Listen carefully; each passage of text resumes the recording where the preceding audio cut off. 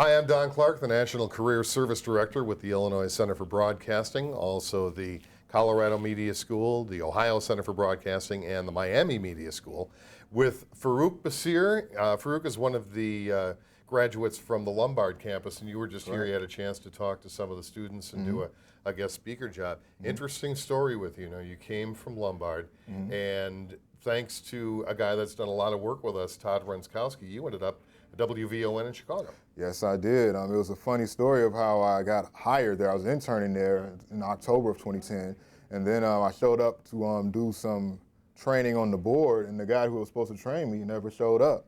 So the guy who was there had to leave, so I was just aboard out of the blue. Funny how that works, isn't it? Yeah, and then I guess they felt bad for me and decided to hire me a couple of weeks later. Nice. So all the work at VON, and then you were able to go from there and just walk, not a few blocks, but a few miles up the road, and here you are, and move on to WBBM. Yeah, no, that was great.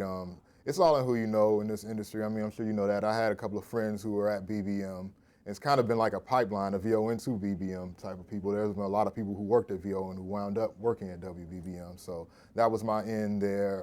Got to work with some great news people there, guys like John Cody and Pat Cassidy, Felicia Middlebrooks, Chris Crydell, Sherman Kaplan. So they were all great to me. Julie Mann, I love her to death. She's the managing editor over there, and she's a really nice person. It's great about working at BBM, you get to name drop. Yeah, and everybody knows who they are when you say them. It's like nobody says like, who is that? They know. And then from there, you went south. Where'd you go? I am currently in St. Louis at KMOX. They're the king of that region. Yeah. The king, the queen, the prince, and the princess. They're all of those things. So it's a monster. Yeah, they're a monster, and I produce some sports stuff down there for them.